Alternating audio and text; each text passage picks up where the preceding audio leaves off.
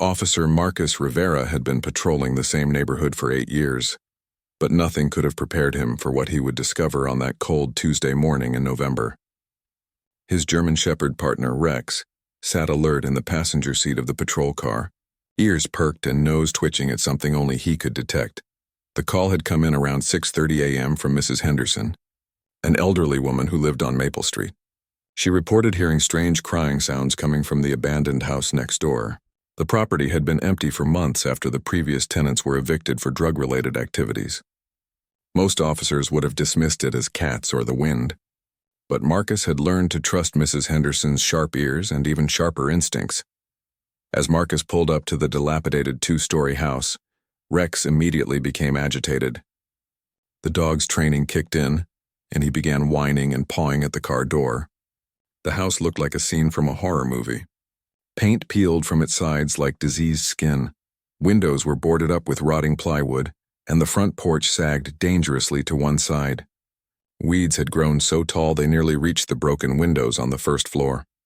Marcus stepped out of the patrol car and immediately noticed the smell.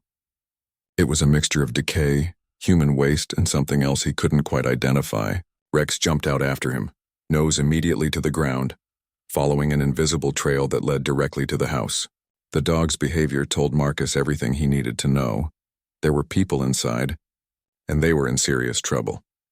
The front door hung loosely on its hinges, secured only by a rusty chain that looked like it could be broken with minimal force. Marcus called out, identifying himself as police, but received no response. Rex circled the house twice, stopping at what appeared to be a basement window that had been partially covered with cardboard. The dog sat and looked back at his partner. The signal they had practiced hundreds of times. He had found something. Marcus approached the window carefully, his training telling him to wait for backup, but Rex's increasingly urgent behavior suggested time was critical. He pulled away the cardboard and peered into the darkness below. The smell that hit him was overwhelming, causing him to step back and cover his nose with his sleeve.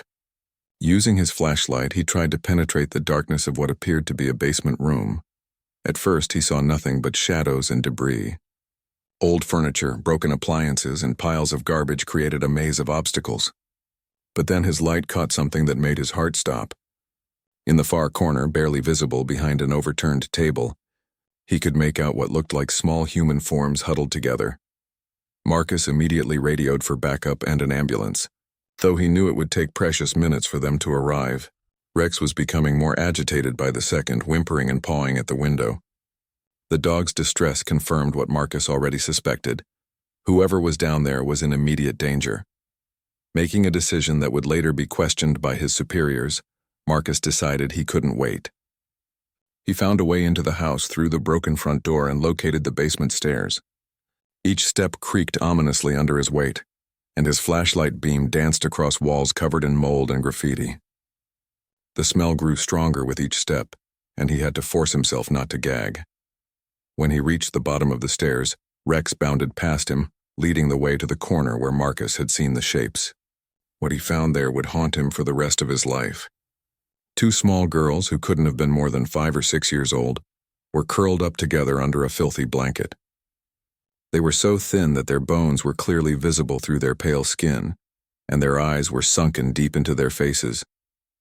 The girls looked up at Marcus with a mixture of fear and desperate hope. Neither of them spoke, but their eyes followed his every movement. He could see that they were identical twins, though malnutrition had made them appear years younger than they probably were. Their hair was matted and dirty, and their clothes were little more than rags that hung loosely on their skeletal frames. Marcus knelt down slowly, speaking in the gentlest voice he could manage. He told them his name and that he was there to help them.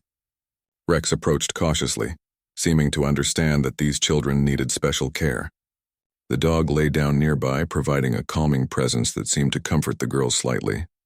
One of the twins attempted to speak, but her voice was barely a whisper. Marcus leaned closer and heard her say a single word: water. He immediately radioed again, this time with more urgency, requesting immediate medical assistance and social services. The girls were severely dehydrated and malnourished, and every minute counted.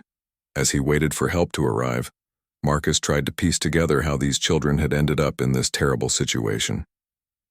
There were no adults anywhere in the house, and it appeared the girls had been abandoned for days, possibly weeks. Empty food containers and water bottles scattered around the basement suggested they had been surviving on scraps. The twins clung to each other with a desperation that spoke of shared trauma and survival. They had clearly been taking care of each other in ways that children should never have to. Marcus found himself wondering how long they had been living in these conditions, and what kind of people could abandon children in such a place. When the paramedics finally arrived, they were shocked by what they found.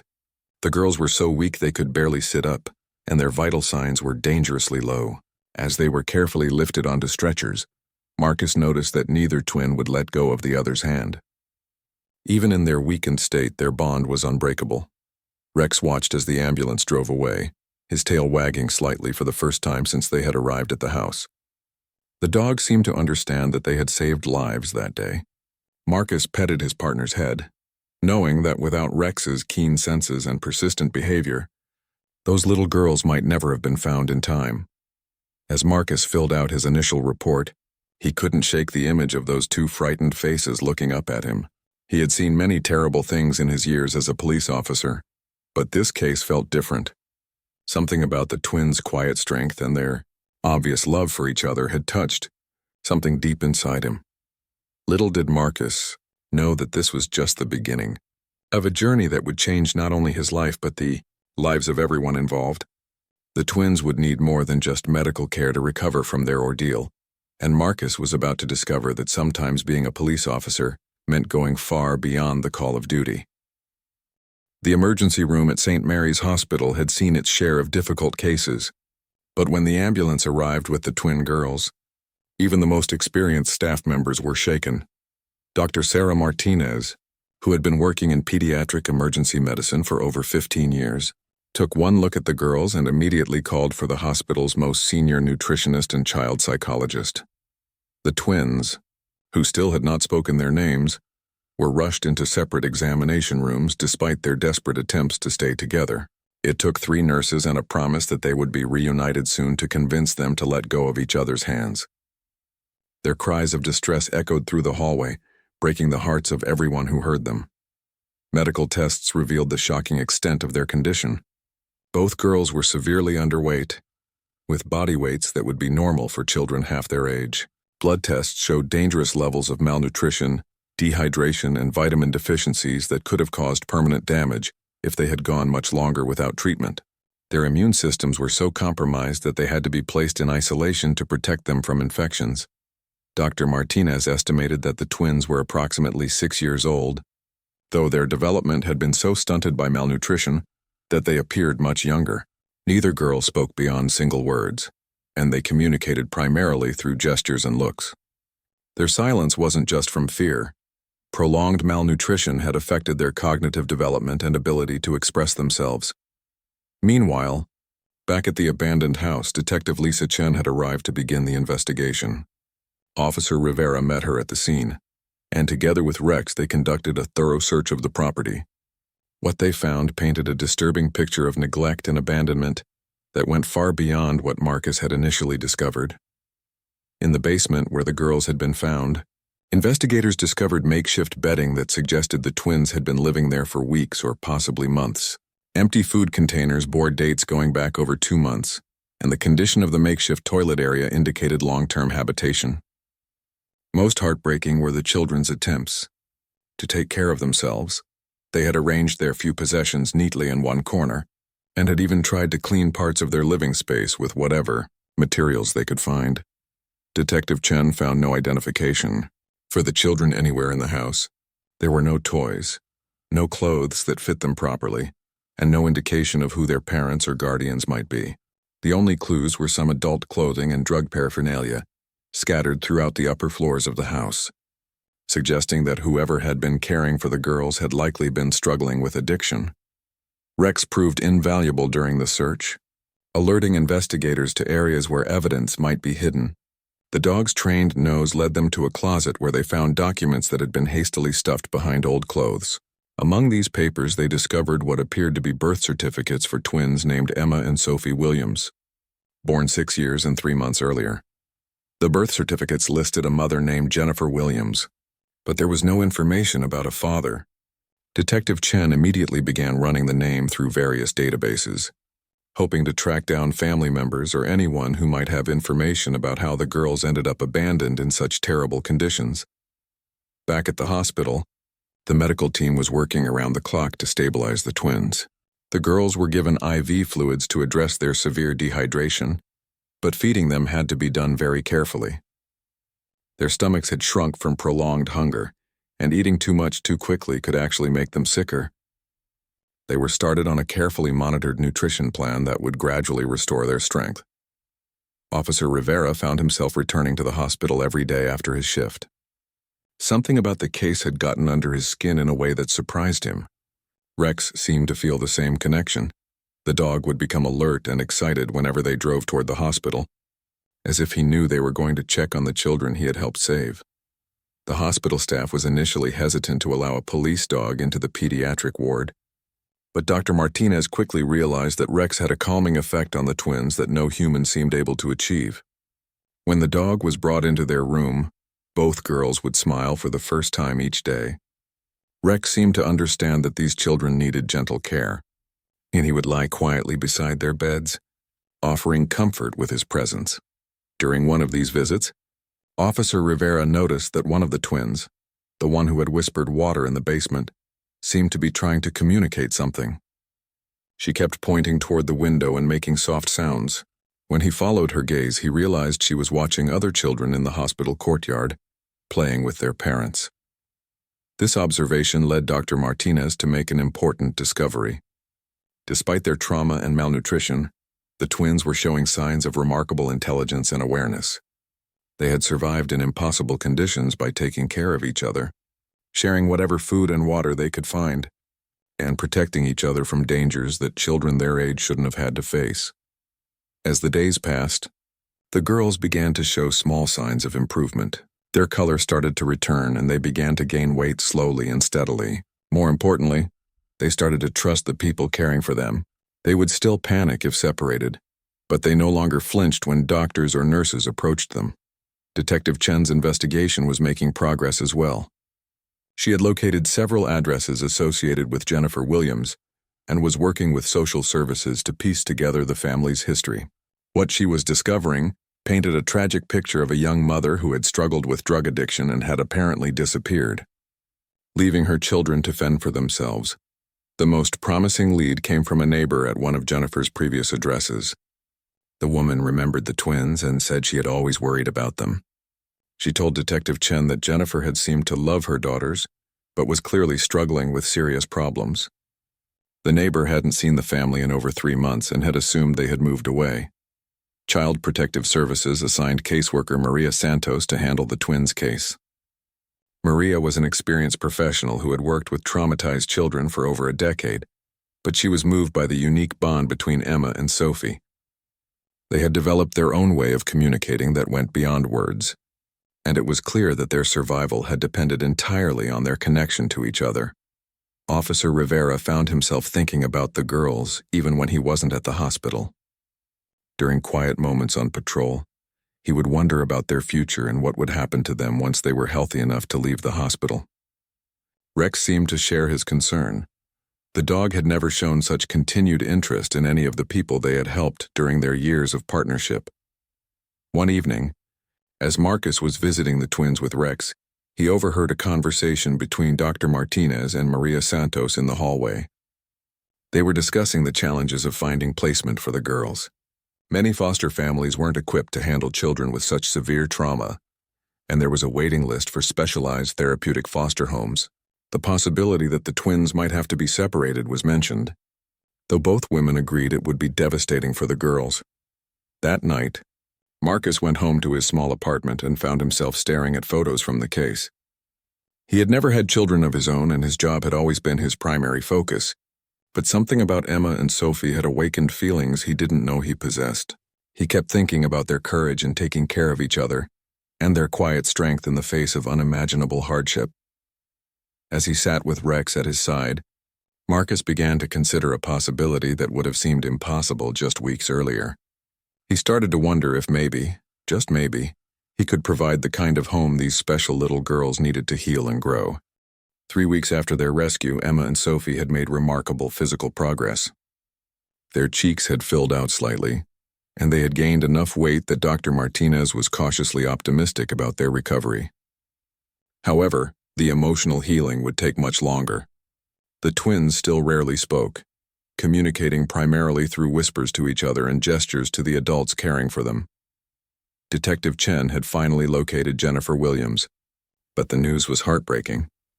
The young mother had died of a drug overdose 2 months earlier in a hospital 3 states away. She had been living on the streets and had no identification when she was found, which explained why it took so long to confirm her identity. The twins had been surviving on their own for much longer than anyone had initially realized. The discovery that the girls were now orphans complicated their case significantly. With no known relatives and no father listed on their birth certificates, Emma and Sophie would become wards of the state. Maria Santos was working frantically to find them appropriate placement, but specialized foster homes for traumatized children were in short supply, and the waiting lists were long. Officer Rivera had been doing research of his own. During his off-duty hours, he had been reading about childhood trauma, foster care, and adoption procedures. The more he learned, the more convinced he became that he wanted to help these children in a more permanent way. The idea of becoming a foster parent and eventually adopting the twins had grown from a fleeting thought into a deep conviction. Rex had become an unofficial therapy dog for Emma and Sophie. The hospital had granted special permission for him to visit regularly, and his presence had a remarkable effect on the girls. They would light up when they saw him coming down the hallway, and Sophie had even started speaking single words to the dog, the first clear speech anyone had heard from her since their rescue. During one particularly meaningful visit, Emma managed to say Rex's name clearly. It was a moment that brought tears to the eyes of everyone present, including Officer Rivera. The breakthrough seemed to open a door for both girls, and they began to communicate more with the hospital staff, though they still remained closest to each other and to Rex. Dr. Martinez noticed that the twins showed the most progress during Officer Rivera's visits. They would sit up straighter when he entered the room, and their eyes would follow him around with obvious trust and affection. She mentioned this observation to Maria Santos, who filed it away as potentially important information for their future placement decisions. Officer Rivera finally worked up the courage to speak with Maria Santos about his growing desire to foster the twins. The conversation took place in a small conference room at the hospital, with Maria listening carefully as Marcus explained his motivation and his qualifications. He talked about his stable job, his experience working with traumatized individuals, and his deep connection to the girls. Maria was intrigued but honest about the challenges. Single-parent adoption was always more complex, and adopting twins with severe trauma would require extensive training, ongoing therapy, and significant lifestyle changes. She explained the lengthy approval process, including background checks, home studies, and psychological evaluations. Marcus listened to every word, his determination only growing stronger. The caseworker also mentioned practical concerns. Officer Rivera's apartment was too small for a family, and his work schedule included nights and weekends.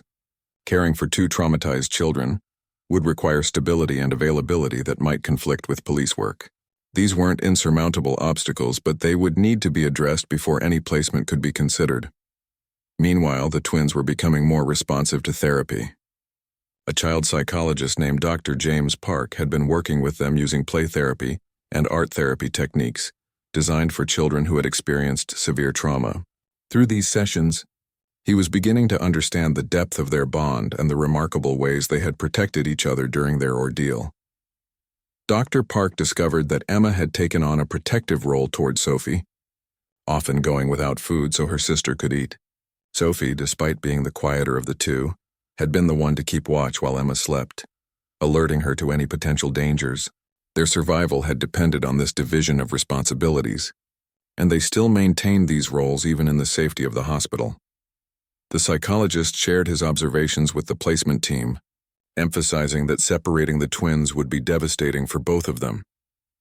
They had developed such an interdependent relationship that being apart even for short periods caused them significant distress.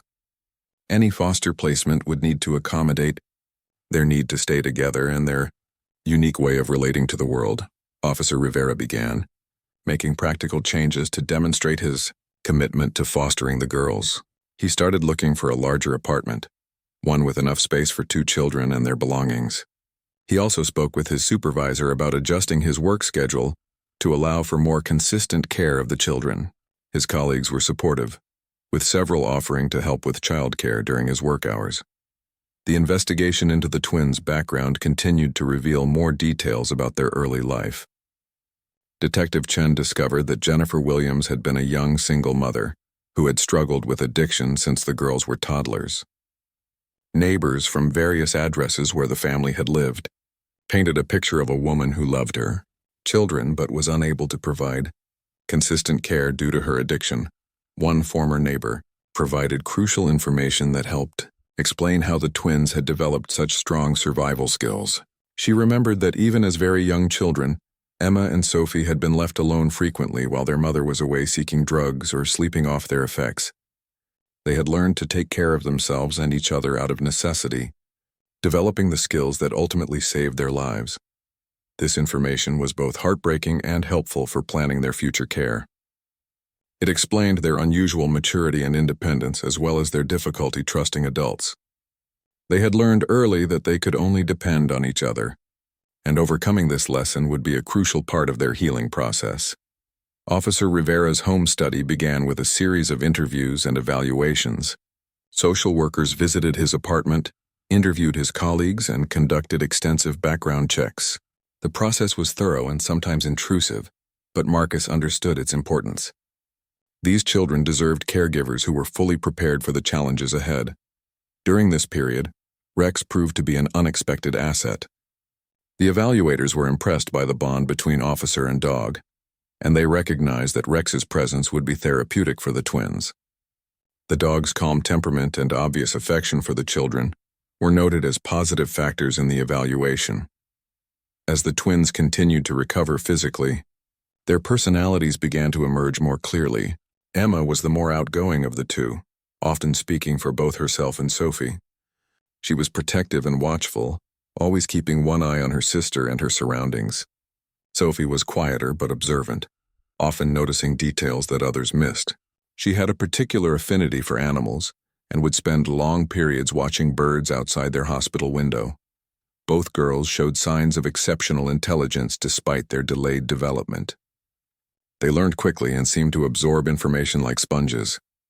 Dr. Martinez believed that with proper nutrition, education, and emotional support, they could overcome most of the effects of their early deprivation.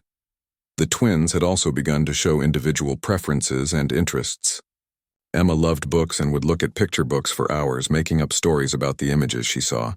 Sophie was drawn to music and would hum along to songs played in the hospital corridors. These emerging interests gave hope to everyone working with them that their personalities were intact beneath the trauma they had experienced. As Officer Rivera's evaluation process continued, he found himself growing more confident in his decision. Every visit to the hospital reinforced his belief that he could provide the kind of home these children needed. The question was whether the authorities would agree that a single police officer could handle the complex needs of 2 traumatized children. After 6 weeks in the hospital, Emma and Sophie had gained enough weight and strength to be medically cleared for discharge. However, their emotional recovery was still in its early stages. Dr. Park recommended that they continue intensive therapy while transitioning to a stable home environment. The pressure to find appropriate placement had become urgent, as the hospital couldn't keep them indefinitely. Maria Santos faced a difficult decision. The specialized therapeutic foster homes had waiting lists that stretched for months, and she was reluctant to place the twins in a regular foster home where their unique needs might not be understood. Officer Rivera had completed most of his evaluation process, but there were still concerns about his inexperience with children and the demands of his job. The breakthrough came during an unexpected incident at the hospital. Sophie had become ill with a mild fever, which triggered severe anxiety in both twins. They had learned to associate illness with abandonment, probably because their mother had often left them alone when she was unwell. Emma became frantic, refusing to leave Sophie's side and crying inconsolably when nurses tried to separate them for medical procedures. Officer Rivera happened to arrive for his daily visit during this crisis. When he saw the distressed children, he immediately sat down beside their bed and began speaking to them in the calm, reassuring voice he used for trauma victims. Rex positioned himself where both girls could touch him, providing additional comfort. Within minutes, both twins had calmed down significantly. Dr. Martinez and Maria Santos observed this interaction with growing amazement. Officer Rivera seemed to instinctively understand what the children needed. He didn't try to force them apart or minimize their fears. Instead, he acknowledged their worry and helped them feel safe. His natural ability to connect with traumatized individuals was clearly transferring to his relationship with the twins. This incident convinced Maria Santos that Officer Rivera might indeed be the right placement for Emma and Sophie. She expedited the remaining parts of his evaluation and recommended him for emergency foster placement. The decision was supported by Dr. Martinez, Dr. Park, and the entire hospital team who had observed his interactions with the children. However, there were still practical hurdles to overcome. Officer Rivera's current apartment was too small, and his work schedule remained a concern. He had been searching for a larger place but hadn't found anything suitable within his budget. Time was running short, as the hospital needed to discharge the twins within the week.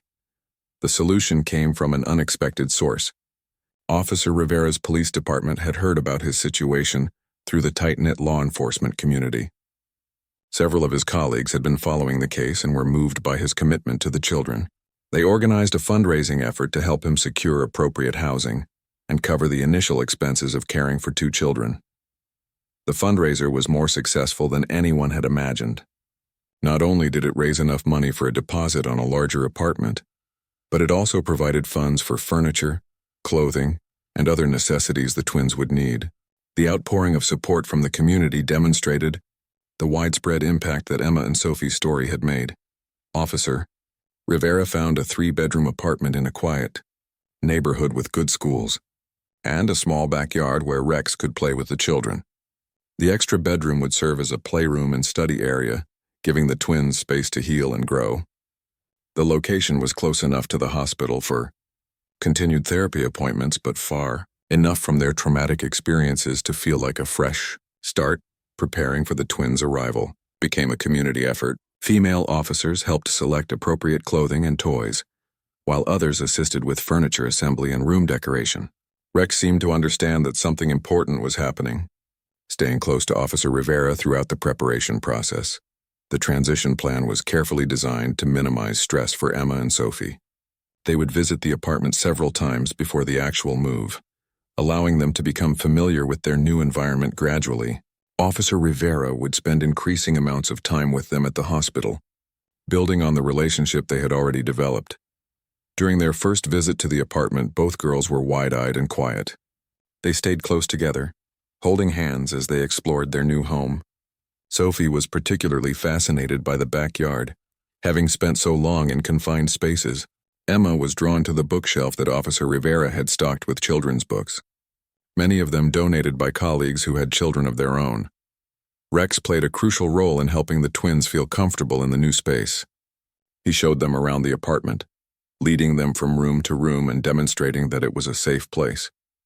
When Sophie seemed nervous about the size of the rooms, Rex lay down beside her, offering his familiar comfort.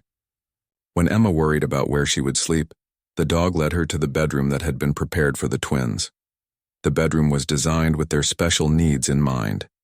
Instead of separate beds, Officer Rivera had arranged twin beds that could be pushed together if the girls needed the security of being close to each other. Night lights provided gentle illumination to ease fears of darkness, and a baby monitor would allow him to hear them if they became distressed during the night. Dr. Park met with Officer Rivera extensively to prepare him for the challenges ahead. The twins would likely experience nightmares, anxiety attacks, and regression in their behavior as they adjusted to their new life. They might test boundaries to see if he would abandon them like their mother had. Understanding these possibilities and having strategies to deal with them would be crucial for success. The formal placement took place on a sunny Thursday morning in January. Emma and Sophie left the hospital carrying small bags containing the few possessions they had acquired during their stay. Officer Rivera walked beside them, with Rex leading the way to their new life. Hospital staff lined the corridors to say goodbye, many of them wiping away tears as they watched the little family leave. The first night in the apartment was challenging for everyone. The twins were overwhelmed by having their own space and struggled to sleep in beds that felt too big and too soft after months of sleeping on hard surfaces. Emma kept getting up to check that Sophie was still there, while Sophie cried quietly for reasons she couldn't explain. Officer Rivera stayed up most of the night, checking on the girls and providing reassurance whenever they needed it. Rex took up a position on the floor between their beds, creating a living bridge that helped both children feel more secure. By morning, all 4 members of the new family were exhausted, but had made it through their first night together. The days that followed were a mixture of small victories and difficult moments. Emma and Sophie marveled at simple things like having enough food in the refrigerator and clean clothes in drawers. They were fascinated by television, but often became overstimulated by the images and sounds.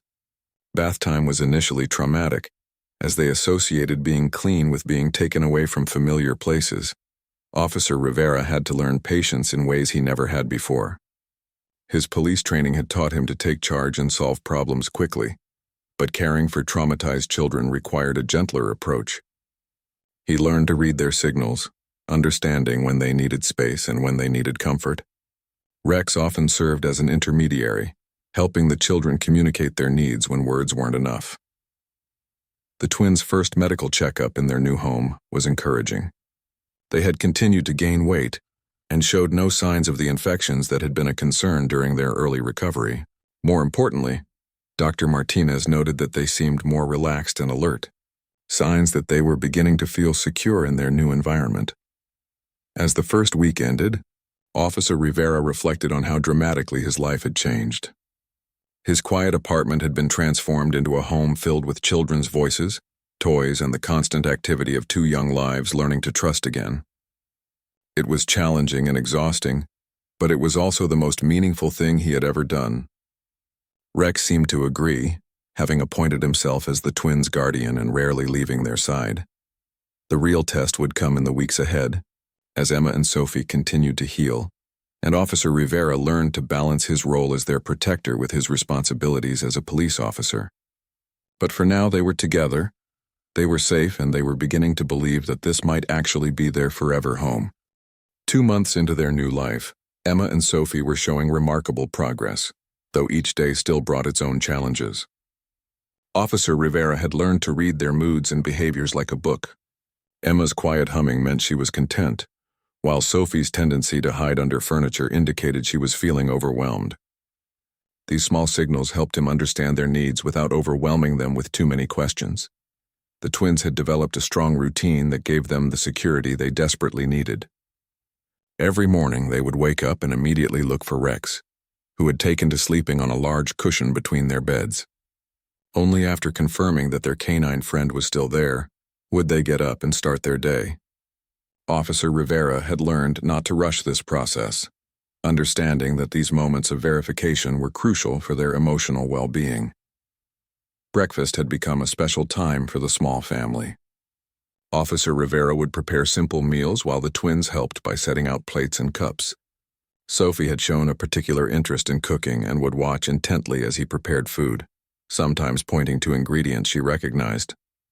Emma preferred to organize things, carefully arranging utensils and napkins with precision that impressed the adults around her. Dr. Park continued to work with the twins twice a week, and their progress in therapy was encouraging. Through play therapy, he had learned more about their experiences during the months they were alone. Emma had created elaborate games of taking care of baby, which revealed how she had protected Sophie during their ordeal. Sophie expressed herself through drawings that showed 2 small figures always together, never apart. The twins had also begun to show interest in the world beyond their immediate environment. They would stand at the window for long periods, watching neighbors come and go, children playing in the street and cars passing by. Officer Rivera realized they were learning that life could be predictable and safe, very different from the chaos they had known before. School was the next major hurdle they needed to overcome. Despite their intelligence, Emma and Sophie were significantly behind academically, due to their disrupted early years. Maria Santos had arranged for them to attend a special program designed for children who had experienced trauma, where teachers were trained to understand and accommodate their unique needs. The first visit to the school was carefully planned. Officer Rivera, Rex, and the twins toured the building during a quiet afternoon when no other children were present. The girls stayed close together, holding hands as they explored classrooms, the cafeteria, and the playground. Sophie was particularly interested in the library, while Emma was drawn to the art room with its colorful supplies and student artwork on the walls. Meeting their teacher, Mrs. Patricia Coleman, was a positive experience for everyone. She was a veteran educator who had specialized in working with traumatized children for over 20 years. Mrs. Coleman spoke to the twins in a gentle voice, getting down to their level and allowing them to approach her at their own pace. Rex seemed to approve of her immediately, which the girls noticed and took as a good sign. The night before their first day of school, both twins experienced nightmares. Emma woke up crying and calling for Sophie, even though her sister was sleeping just a few feet away. Sophie had her own difficult dreams and spent the early morning hours sitting by the window, watching for the sun to rise. Officer Rivera stayed up with them, providing comfort and reassurance that they would be safe at school and that he would pick them up at the end of each day. Their first day of school was a major milestone, though it didn't go entirely smoothly. Emma and Sophie clung to each other and refused to be separated, even though they were supposed to be in different classrooms. Mrs. Coleman quickly adjusted the plan, allowing them to stay together. For the first few days until they felt more comfortable in the school environment, Rex had become such an integral part of their healing process that Dr. Park recommended he be allowed to visit the school occasionally. The principal agreed to let the therapy dog come for special sessions, which helped the twins feel more secure in their new environment. Other children in the school were fascinated by Rex and began to approach Emma and Sophie with curiosity rather than the wariness they had initially shown. Officer Rivera's colleagues continued to be supportive of his new role as a foster father. His partner had been temporarily reassigned to accommodate his need for a more predictable schedule, and his sergeant had been flexible about his hours. The entire police department had become invested in the twins' success, with officers regularly checking in and offering assistance when needed. The twins' physical health continued to improve dramatically. They had grown several inches and gained weight consistently. Dr. Martinez was amazed by their resilience and their body's ability to recover from such severe malnutrition. More importantly, they were beginning to look like normal, healthy children rather than the skeletal figures Officer Rivera had found in that basement. Emotionally, progress was slower, but steady. Emma had begun to speak more freely, though she still often spoke for both herself and Sophie. She had developed a particular attachment to Officer Rivera, following him around the apartment and becoming anxious when he had to leave for work. Sophie remained quieter but was showing more curiosity about the world around her, asking questions about things she saw and heard. One evening, while Officer Rivera was reading to the twins before bedtime, Sophie surprised everyone by speaking a complete sentence for the first time since their rescue. She looked up at him and said, "Will you be here tomorrow?" The question was heartbreaking in its simplicity, revealing the deep fear of abandonment that still haunted both children. Officer Rivera assured her that he would always be there for them, and Rex seemed to understand the importance of the moment, moving closer to nuzzle Sophie's hand. The twins had also begun to show their individual personalities more clearly. Emma was naturally protective and often took charge in new situations, carefully evaluating potential threats before allowing herself or Sophie to relax. She had a quick wit and a surprisingly mature sense of humor that emerged when she felt safe. Sophie was more artistic and sensitive, with an intuitive understanding of emotions that was remarkable for her age. Their relationship with Rex had evolved into something truly special. The dog had become their constant companion, protector, and friend. He seemed to understand their needs intuitively, providing comfort during difficult moments and celebrating their achievements with tail wags and gentle nudges. The twins had learned to care for Rex as well, helping to feed him and brush his fur, which gave them a sense of purpose and responsibility. Sleep remained challenging for both girls. They still experienced nightmares several times a week, often reliving their time in the basement or dreaming about their mother's disappearance. Officer Rivera had learned to respond to these episodes with patience and calm, sitting with them until they felt safe enough to go back to sleep. Rex would usually position himself on their bed during these times, providing additional comfort. The twins' appetite for learning was remarkable once they began to feel secure. They absorbed information quickly and showed particular aptitude for reading and mathematics. Mrs. Coleman was impressed by their progress and their eagerness to catch up with their peers. She noted that their difficult experiences had given them a maturity and resilience that served them well in academic settings. Family activities had become important markers of normalcy in their lives. Simple things like grocery shopping, visiting the park, or watching movies together were profound experiences for children who had never known family stability. Officer Rivera documented these moments with photographs, creating a visual record of their healing journey that the twins loved to look at. The twins had also begun to form tentative friendships with other children at school. Their shared experience had made them somewhat unusual, as they rarely separated and communicated in ways that other children found intriguing. However, their kindness and unique perspective began to attract positive attention from classmates who appreciated their loyalty and gentle nature. Officer Rivera found himself changing as well. His apartment had been transformed from a bachelor pad into a real home, filled with children's artwork, toys, and the constant activity of growing minds. His colleagues noted that he seemed happier and more fulfilled than they had ever seen him. The experience of caring for Emma and Sophie had given his life a purpose that went beyond his professional duties. The legal process of adoption had begun, with Maria Santos helping Officer Rivera navigate the complex paperwork and requirements. The twins had expressed their desire to stay with him permanently, though they still struggled to believe that any arrangement could truly be forever. Their experiences had taught them that adults could disappear without warning, and overcoming this belief would take time. Dr. Park reported that both girls were making excellent progress in therapy. They had begun to process their trauma in healthy ways, expressing their feelings through play and art, rather than keeping everything bottled up inside. Their nightmares were becoming less frequent, and they were starting to trust that their new life was real and permanent. As spring arrived, Officer Rivera decided it was time to take the twins on their first real family vacation. They had never been to a beach, seen mountains, or stayed in a hotel. He planned a simple trip to a nearby lake where they could experience the joy of playing in sand and water in a safe, controlled environment. Rex would come along, of course, as he was now an inseparable part of their family unit. The anticipation of the trip brought out childlike excitement in both twins that Officer Rivera had rarely seen before. They helped pack their bags, chose which toys to bring, and asked endless questions about what they would see and do. For the first time since their rescue, they were looking forward to the future rather than just surviving each day. This trip would mark another milestone in their healing journey, but it would also present new challenges as they learned to navigate the world beyond their carefully constructed safe spaces. However, with Officer Rivera's patient guidance and Rex's unwavering support, Emma and Sophie were ready to take the next steps toward becoming the confident, healthy children they were meant to be. The family vacation to Crystal Lake was a turning point that none of them had anticipated. For 3 days, Emma and Sophie experienced what it meant to be carefree children, something they had never known before.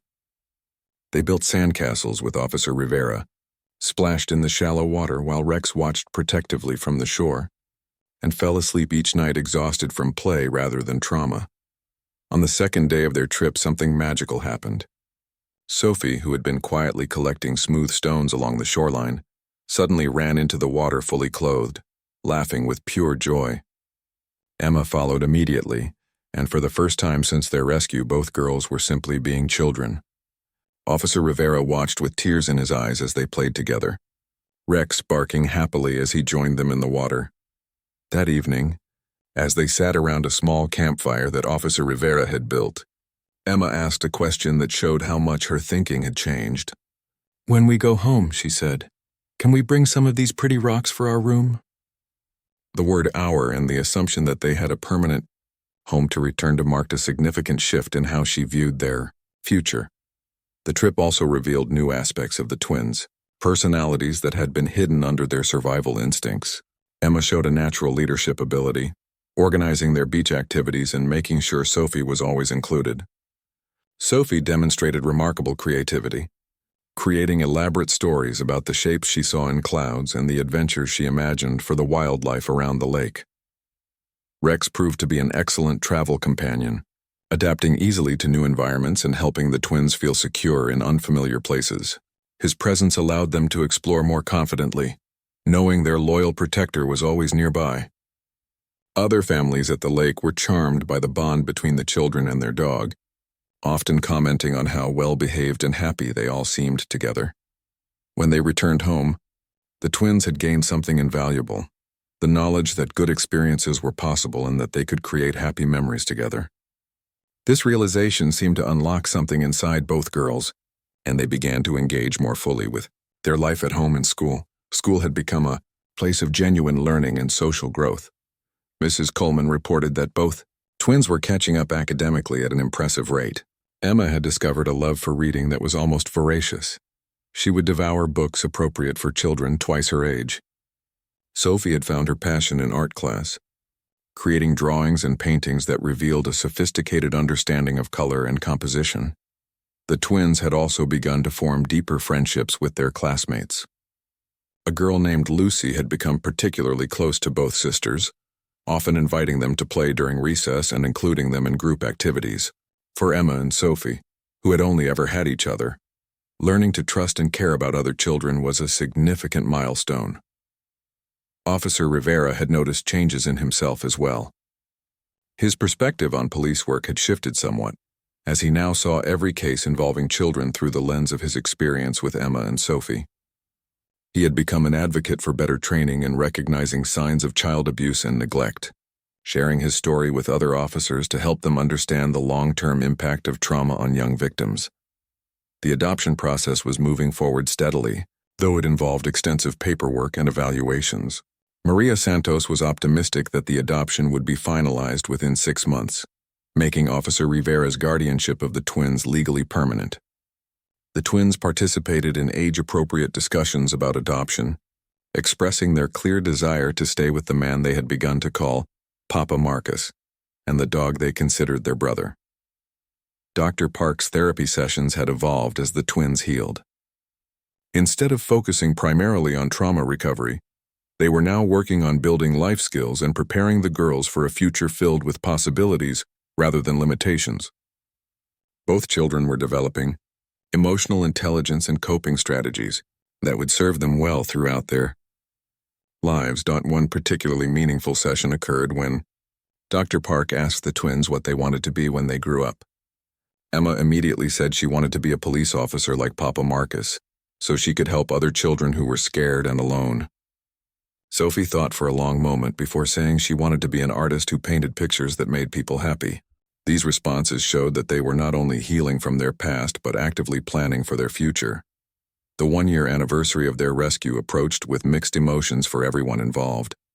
It was a time to celebrate how far they had all come, but it also served as a reminder of the trauma that had brought them together. Officer Rivera decided to mark the occasion not with sadness for what had been lost, but with gratitude for what had been found. The celebration was simple but meaningful. Dr. Martinez, Dr. Park, Maria Santos, Mrs. Coleman, and several of Officer Rivera's colleagues gathered at their home for a special dinner. The twins helped prepare the meal, proudly showing off the cooking skills they had developed. Rex wore a special collar for the occasion, and the apartment was decorated with artwork the girls had created. During the dinner, each adult shared their observations about the twins' progress over the past year. Dr. Martinez marveled at their physical transformation from malnourished waifs to healthy, energetic children. Dr. Park spoke about their emotional resilience and the remarkable bond that had not only survived trauma, but had been strengthened by it. Mrs. Coleman praised their academic progress and their emerging social skills. Officer Rivera found himself overwhelmed by emotion as he listened to these testimonials. A year ago, he had been a single police officer whose biggest concern was his next shift assignment. Now he was a father to 2 remarkable children who had taught him more about courage, resilience, and love than he had ever imagined possible. The twins themselves seemed to understand the significance of the occasion, Emma stood up during dinner and, in a clear voice that showed how much her confidence had grown, thanked everyone for helping them become a family. Sophie, still quieter but no longer silent, added that she was happy they didn't have to be scared anymore. As the evening wound down and guests began to leave, Officer Rivera tucked the twins into their beds they now considered their own in a room they knew was theirs permanently. Rex settled into his usual spot between them, completing the family circle that had formed through tragedy, but had grown through love. Looking back over the year, Officer Rivera realized that rescuing Emma and Sophie had actually rescued him as well. They had given his life a meaning and purpose that went beyond his professional duties. In saving them, he had discovered parts of himself he never knew existed: patience, unconditional love, and the deep satisfaction that comes from watching children heal and grow. The twins had come so far from the frightened, silent children he had found in that basement. They were becoming confident, caring individuals with their own dreams and aspirations. Their future, which had once seemed so uncertain, was now bright with possibilities. As he turned off the lights and headed to his own room, Officer Rivera could hear the twins whispering quietly to each other, as they still did every night before falling asleep. But now their whispers were about tomorrow's plans and next week's school project, not about survival and fear. Rex's gentle snoring provided a comforting soundtrack to their conversations, a sound that represented the security and love that had replaced the terror of their early years. The journey was far from over. There would still be challenges ahead as the twins continued to grow and heal.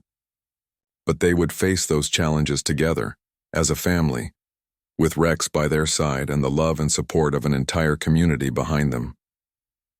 5 years had passed since that cold November morning when Officer Rivera and Rex first discovered Emma and Sophie in the basement of the abandoned house. The twins were now 11 years old, healthy, confident children who bore little resemblance to the frightened waifs they had once been. Their adoption had been finalized 3 years earlier, making them officially Emma and Sophie Rivera. With all the security and belonging that legal status provided, Emma had grown into a natural leader, just as her early protective instincts had suggested she would.